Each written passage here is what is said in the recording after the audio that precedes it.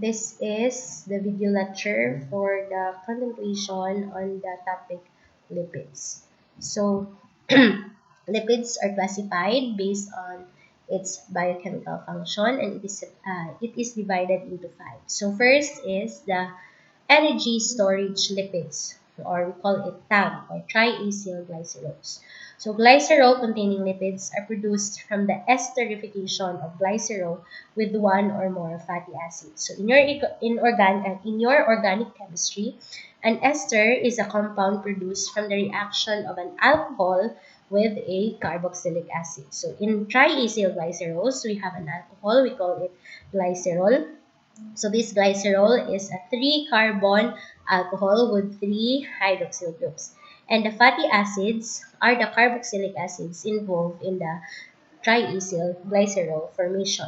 So a TAG or triglycerides, it is a lipid formed by esterification of these 3 fatty acids to a glycerol molecule. So this TAG serves as energy storage in adipose cells.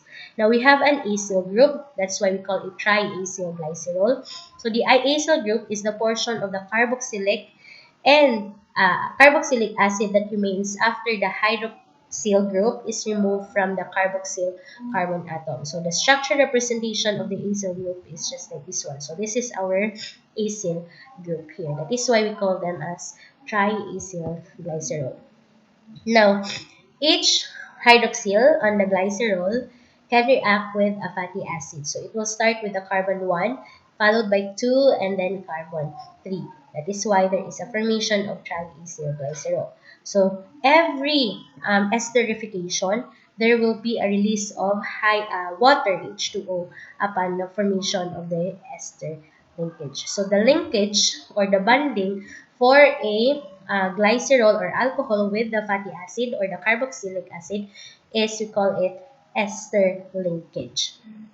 Now, a tag could either be a fat or oil. So first are fats. So these are a mixture of tag that is solid at room temperature because it contains a high proportion of saturated fatty acid.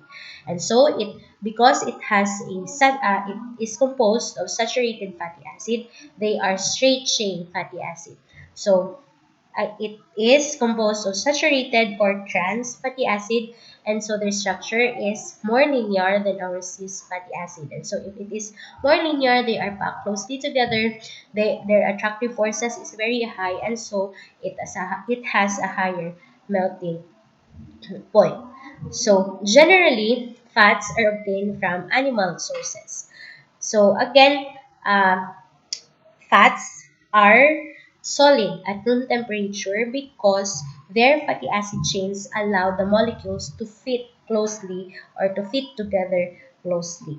So, an example of a fat is tristerin. So, this is a major component of beef tallow. Now, we have an oil here. So, this is a mixture of tag that is liquid because it contains a high proportion of unsaturated fatty acids. So it could be a mono or poly fatty acid. And so these mono or polyunsaturated fatty acids are in cis configuration, and so they cannot pack closely together because of these kinks. So their intermolecular forces are weaker. There is a less energy needed to separate the molecule, and so it has a lower melting point.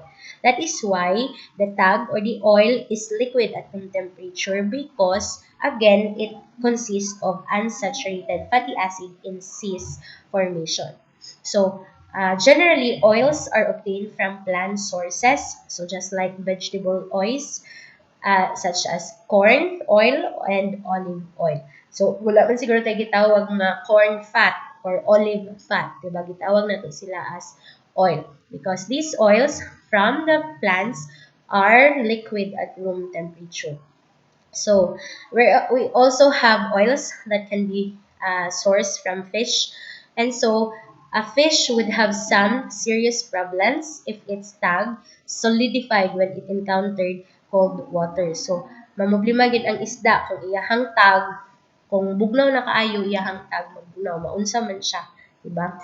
So, these are some of the oils or fat. So in general, a higher degree of fatty acids unsaturation is associated with oils than with fat. So kung mas taas iyahang unsaturation, they are more associated as oils. But a notable exception to this generalization is the coconut oil, which is very highly saturated. But still, it is called coconut oil because it is liquid at room temperature. So this oil is liquid not because it contains many double bonds within the fatty acid, but because it is rich in shorter chain fatty acids, particularly the lauric acid. Now let's go with the second biochemical function of lipid, and that is membrane lipids.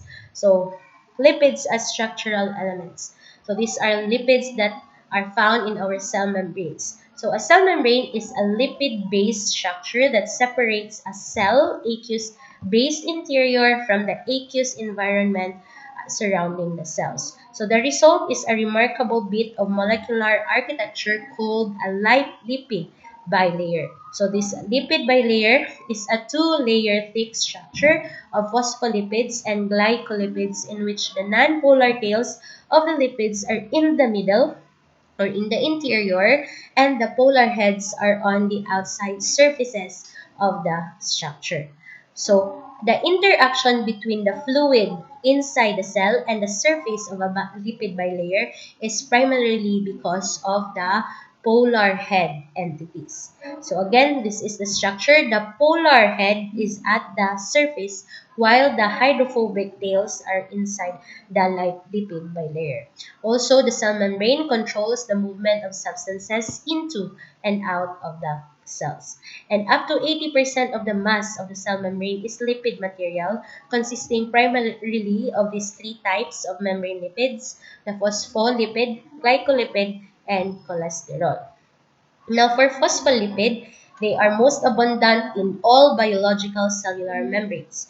So, phospholipid is a lipid that contains one or more fatty acid, a phosphate group, a platform molecule to which the fatty acids and the phosphate group are attached, and also an alcohol that is attached to the phosphate group. So, their bipolar nature is central to the structure and function of the cell membrane. So, it could be, again, bipolar, non-polar or apolar nature of these membrane lipids. So specifically the phospholipid. And primary function of phospholipids is to act as emulsifying agent at cell membrane surfaces since it contains both a polar and non-polar component.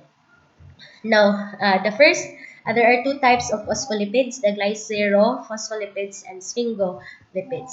For glycerophospholipids, or we also call them as phosphoglyceride, phosphoacylglycerol, it is a lipid that contains two fatty acids and a phosphate group esterified to a glycerol molecule and an alcohol esterified to the phosphate group.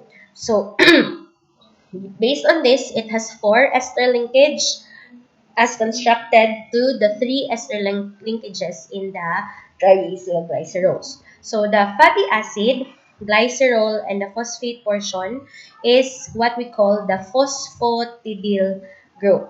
And the alcohol attached to the phosphate group in this glycophospholipid is usually one of the three amino acid, choline, ethanolamine, and serine. And based on what alcohol, if for example choline, it is called phosphatidylcholine.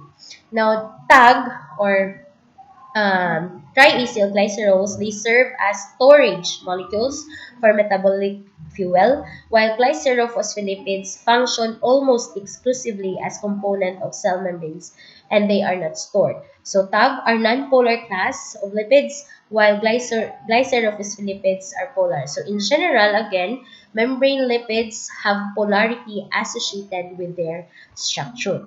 Now, this is a model showing the head and the two-tailed structure of a glycerophospholipid. So, this is the head, which is a polar part of the phospholipid, and then the two tails.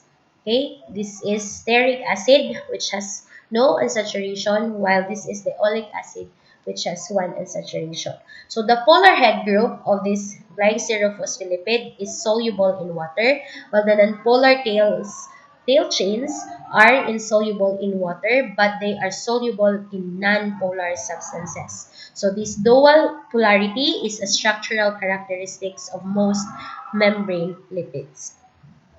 Now, phosphatidylcholines, or the alcohol that is attached to the phosphate group is choline, is known as lecithins. And lecithins are waxy solids that form colloidal suspension in water. So we can get this from egg yolks and soybeans. And within the body, these lecithins are prevalent in cell membranes and is made by the liver. So, lecithins are not essential nutrients. So the food industry uses these lecithins as emulsifiers to promote the mixing of otherwise immiscible materials. So mayonnaise, ice cream, custards are some of the products they are found in. While if the alcohol or the amino acids or alcohol is in ethanolamine, it is called phosphatidylethanolamine. If it is serine, it is phosphatidylserine, and they are known as cephalins. And these compounds are found in the heart and liver tissue and in high concentration in our brain. So they are very important in blood clotting. Another type of phospholipid is sphingophospholipid. So this is a lipid that contains only one fatty acid and one phosphate group attached to a sphingosine molecule and the alcohol attached to the phosphate group. So the platform for sphingophospholipid is the sphingosine, and it has a structure of like this one. So all phospholipids derived from sphingosine have the fatty acid attached to the sphingosine at the NH2 group via an amide linkage, and the phosphate group attached to the terminal OH group terminal OH group via an ester linkage, and additional alcohol esterified to the phosphate group. Okay, you have to remember these different types of bonding. Now, when the alcohol that is esterified to phosphate group is choline, they are called sphingomyelins, and these are found in all cell membranes and are important structural components of the myelin sheath, which is the protective and insulating coating that surrounds our nerves. So, the next type of membrane lipid is sphingoglycolipids, or we call them in short as glycolipids. So, it is a lipid that contains both a fatty acid and a carbohydrate and attached to a sphingosine molecule. So, a fatty acid is attached to a sphingosine through amide linkage, and the monosaccharide or oligosaccharide is attached to the sphingosine at the terminal OH carbon atom through a glycosidic linkage. Again, you have to remember the bonding. Okay, so the glycolipids are similar in structure with sphingomyelins, except that the phosphate group has been replaced by an carbohydrate. Now, we have a simplest sphingoglycolipids, and we call them as cerebrosides. So it only contains a single monosaccharide unit, and it could be either glucose or galactose. So they occur primarily in brain and are also present in the myelin sheath of our nerves. Now, a more complex sphingoglycolipids are called gangliosides. So they contain a branched chain of up to 7 monosaccharide residues. So these substances occur in the gray matter of the brain as well as in the myelin sheath. So this is the summary of the structures of what we have discussed so far. So in here, you can see the difference between the tag and the different membrane lipids. The third of the three major types of membrane lipid is a cholesterol, and it is a specific compound. So cholesterol molecules are components of cell membranes, and they affect the mobility of fatty acyl chains in the plasma cellular membrane, and so they regulate membrane fluidity or rigidity. So because of their compact shape, cholesterol molecules fit between the fatty acid side chains, as you can see here, restricting the movement of the fatty acid and making the bilayer more rigid. So the cholesterol structure differs markedly from that of the membrane lipids. It is that they have no fatty acid and residues present, and also it has no glycerol nor sphingosine that is present in their platform molecule. So the 4-cholesterol, its structure is a C27 steroid molecule that is a component of cell membranes, and cholesterol is a precursor for other steroid-based lipids including bile acids, steroid hormones, and vitamin D. So it is the most abundant steroid in the human body. So what is steroid? So a steroid is a lipid whose structure is based on a fused ring system that involves is 3 6-membered rings and 1 5-membered ring. So the structure like this are what we call steroid nucleus based lipids. Now we have heard bad and good cholesterol, right?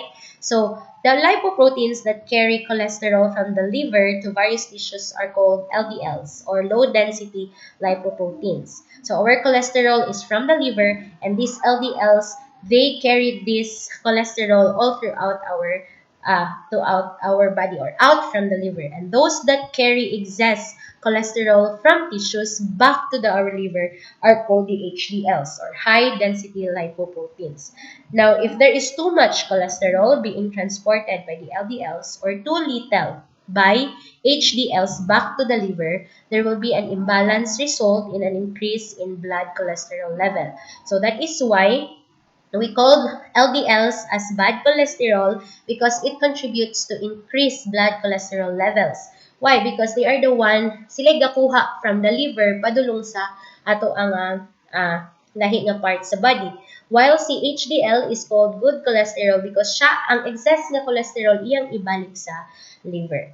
Okay? So, the HDL contributes to the reduced blood cholesterol level. That is why they are called good cholesterol. So those three are the different types of membrane lipids. Now let's go to the third one, the emulsification lipids, or the bile acid. So an emulsifier is a substance that can disperse and stabilize water-insoluble substances as colloidal particles in an aqueous solution. A bile acid is a cholesterol derivative that function as a lipid emulsifying agent that facilitate the absorption of dietary lipids in the intestine. So there are three major types of bile acids that is produced from cholesterol by biochemical oxidation: the cholic, the deoxycholic, and 7-deoxycholic and 12-deoxycholic. Now we have what we call a bile in our body. So this is the medium through which the bile acids are supplied to the small intestine. So it is a fluid containing emulsifying agents, or these bile acids, that is secreted by the liver and stored in the gallbladder and released into the small intestine during our digestion. Now, the next one are the messenger lipids. So, we have steroid hormones and eicosanoids. So, these are the two large families of lipids that have messenger functions. So, a hormone is a biochemical substance produced by a ductless gland that has a messenger function, serving as a means of communication between various tissues. So some hormones, though not all, are lipids. So example of a hormone is a steroid hormone that is a cholesterol derivative. Now, there are two major classes of steroid hormones. So when you say a steroid, it has this structure. So it could be sex hormones, which control reproduction and secondary sex characteristics, and adrenocorticoid hormones, which regulate numerous biochemical processes in our body. Now, for the sex hormones, we have estrogen, or the female sex hormones.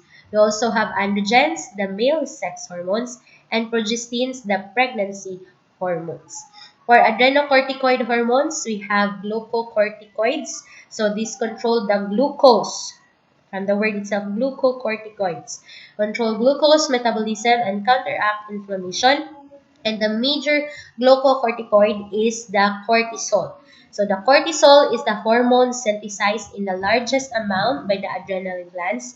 And cortisol and its synthetic ketone derivative, which is cortisone, exert powerful anti-inflammatory effect in our body. So both cortisone and prednisolone, a similar synthetic derivative, are used as prescription drugs to control inflammatory disease such as rheumatoid arthritis. We also have mineral law corticoids. So this control the balance of sodium plus and potassium plus ions in cells and body fluids.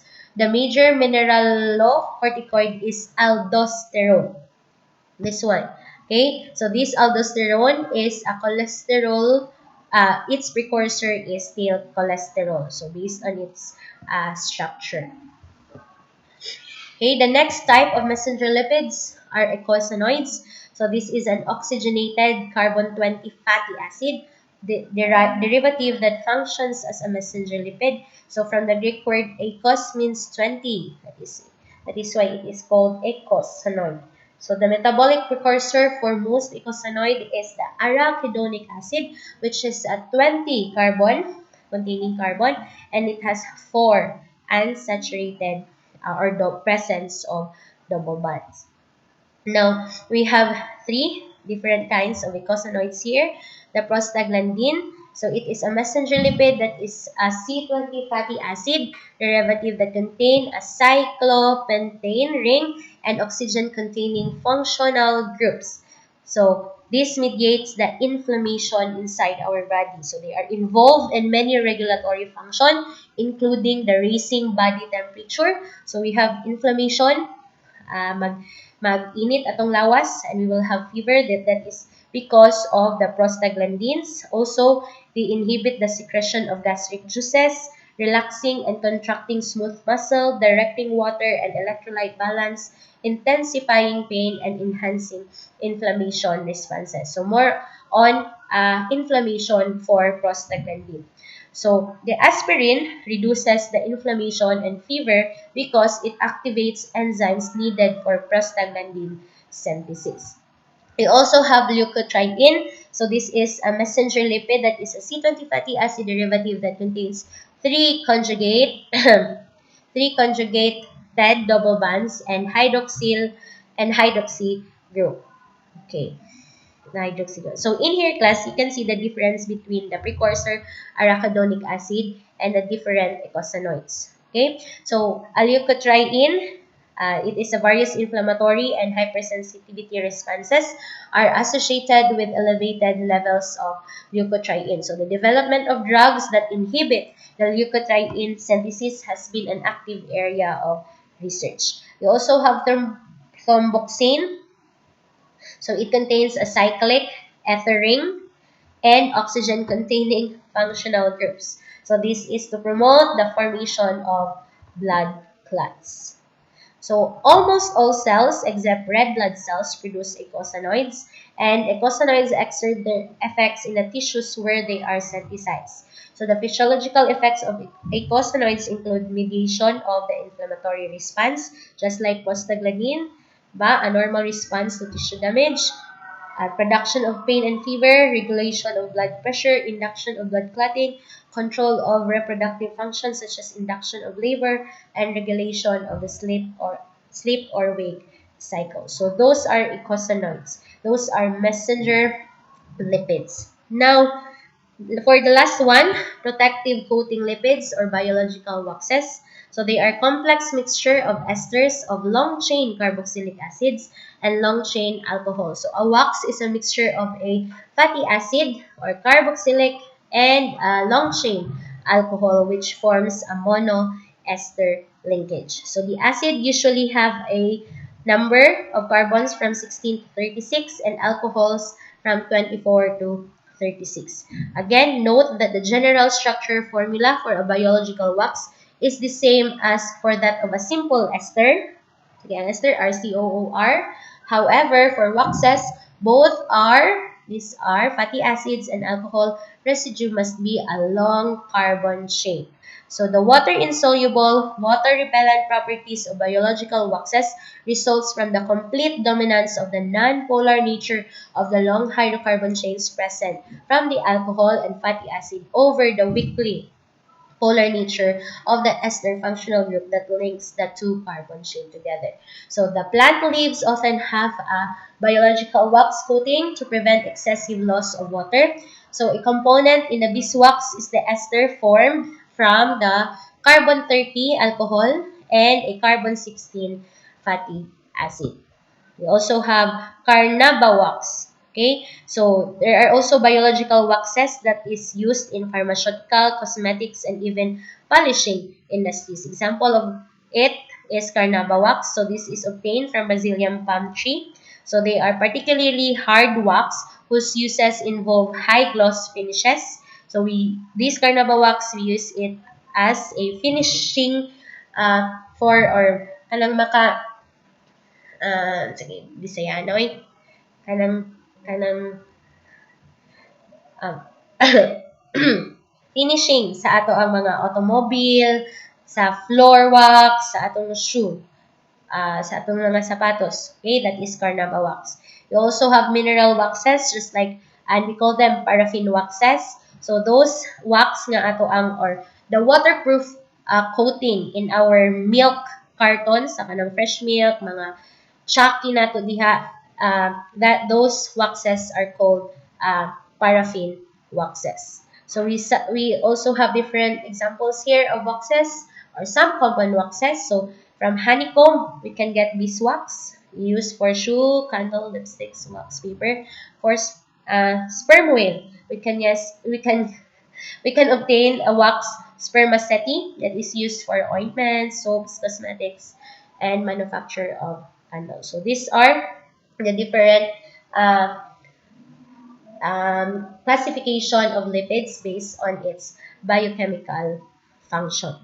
Now, let's go with based on its ability to be saponified or hydrolyzed in basic condition. So again, saponifiable lipids, they are lipids that undergo hydrolysis in basic solution, while non-saponifiable lipids do not undergo hydrolysis in basic solution. So these are the examples of saponifiable lipids: tag, mga membrane lipids, and biological waxes. While the non-saponifiable lipids are a membrane lipid, which is cholesterol, emulsifying lipid, steroid hormones, and eicosanoids. Now, for saponifiable lipids, these are the type of linkage that is present for those lipids. So, you have to remember this one. So, ester linkage can be hydrolyzed and also amide and, of course, glycosidic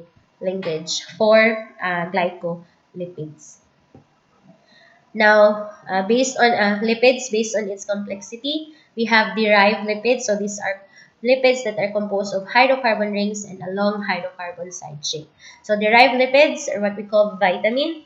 So they are vital amine from an early belief that vitamins might all be amine. So the term vitamin applies to any compound or a closely related group of compounds satisfying the following criteria. It is organic rather than inorganic or an element. It cannot be synthesized at all by the body. Its absence causes a specific vitamin deficiency disease. Its presence is essential to normal growth and health. It is present in food in small concentrations, and it is not a carbohydrate, a saponifiable lipid, an amino acid, or a protein. Functions in the body either as precursor for coenzyme or as coenzymes themselves. So we have these water-soluble vitamins and lipid-soluble vitamins. Now, for lipid-soluble vitamins, we have ADEC, vitamin A. So, vitamin A serves as the site of the primary phytochemical reaction in our vision. Not phytochemical, photochemical reaction in vision. We have vitamin D. This regulates the calcium and phosphorus metabolism. Vitamin E serves as an antioxidant. And vitamin K has a regulatory function in blood clotting. Now, vitamin K, it is isoprene based.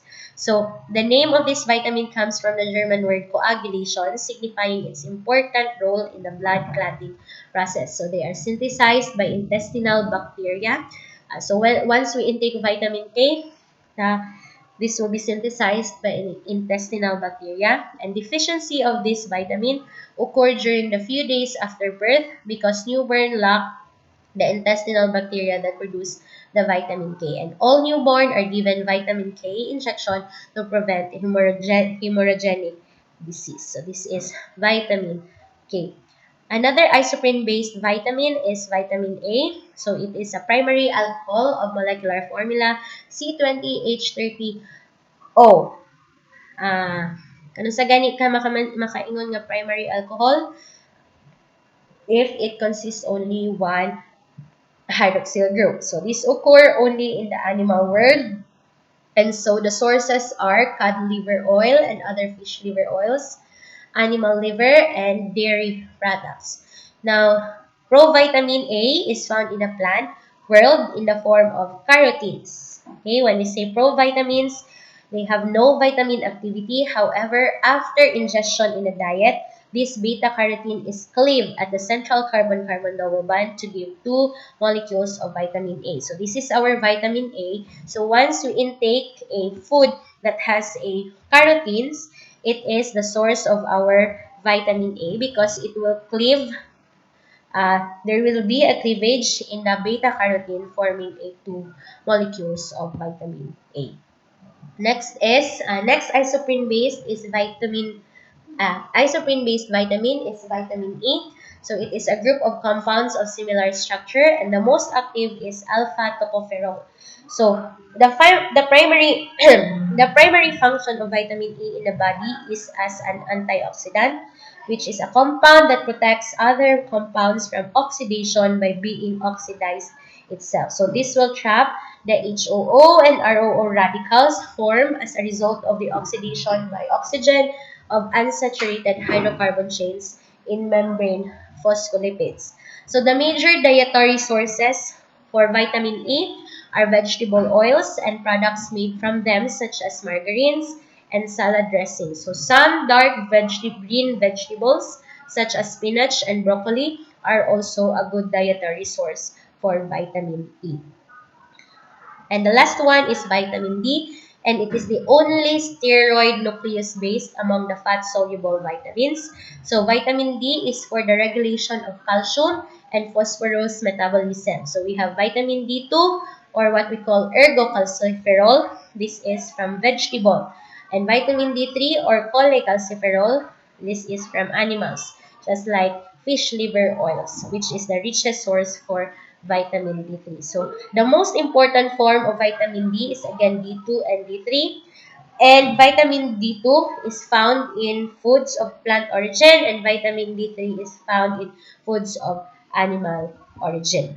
Now, the pigment in the skin is a provitamin D. Now, when this provitamin D, specifically the provitamin D is named as 7-dehydrocholesterol. So, this 7-dehydrocholesterol, when irradiated or there will be the presence of sunlight or UV, it will become a vitamin D3. So this vitamin D3 is produced in the skin of humans and animals by the action of sunlight on its precursor molecule, the 7-dehydrocholesterol. So this is a normal metabolite cholesterol found in our skin. Okay? So after that, there is a formation of vitamin D3. So kinahanglan, even the newborn, kinahanglan sila painitan because again, the sunlight is not a precursor. Because of the sunlight, our 7-dehydrocholesterol will convert into vitamin D3. Now we have here a illustration, what we call a child who began life in a closet. So again, the principal function of vitamin D is to maintain normal blood levels of calcium ion and phosphate ion so that our bones can absorb these ions. So vitamin D triggers the deposition of calcium salts into organic matrix of bones by activating the biosynthesis of calcium-binding proteins. So deficiency of vitamin D or sunlight, okay, dili man pod ma-produce ang vitamin D in our body without the presence of sunlight, we will have this kind of um, body or body. So just like this is the picture of this little kid. before vitamin D treatment and after 40 months of vitamin D treatment. So that ends our lipid topic. So I hope you have learned something, and our quiz will be uh, an- as announced.